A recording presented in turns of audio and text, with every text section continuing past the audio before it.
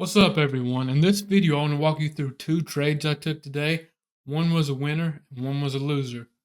But before we get started, be sure to subscribe to my channel, click that thumbs up button, and click that bell icon so you do not miss on any of my upcoming videos.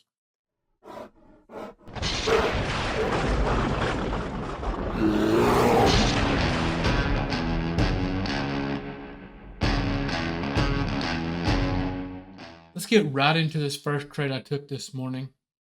Now, this was pointed out to me by another admin. Not that I wasn't watching this level as well, but it added to my confirmation when they said they was trying it as well. So what I was looking for here, this was on ES Futures. The next one was on SPY Options, so stick around for that one as well. So what I was looking for, we had a nice sell-off here pre-market. We're pushing down.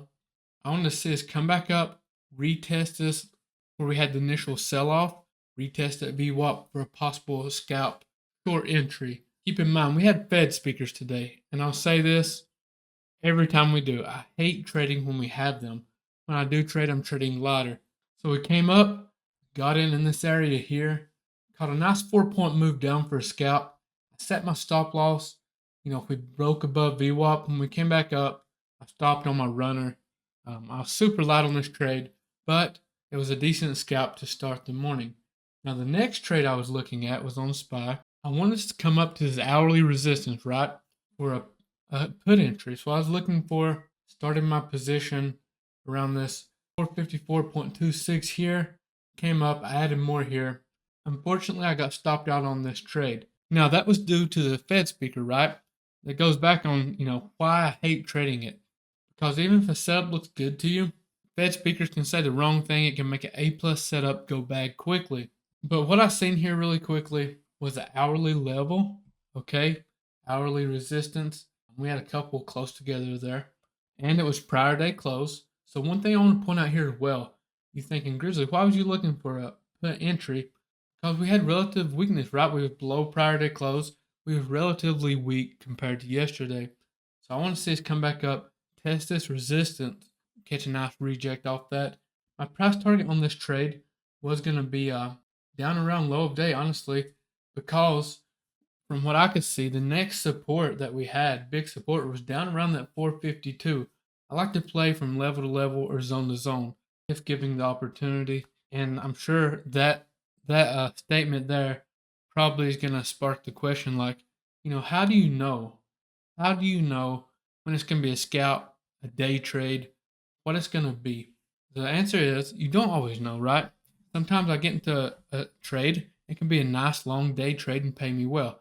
Sometimes I get in and it's a scalp. We can't always predict what the market's going to do. We just have to enter these key levels with the right confirmation. Now, let's say I get into a trade here, right?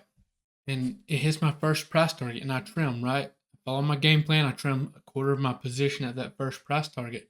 And let's say it goes straight down after that and hits my stop loss at my entry price, right? That'll be a scalp.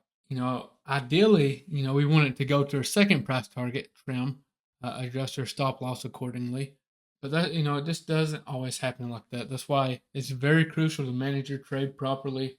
You get a nice long 50% plus day trade, that's awesome. If it's a nice 25% scalp, this is part of the game. Manage your trade and move on to the next. Again, let me just walk back through this trade one more time. So I was looking for a reject at this hourly level around this 454.5.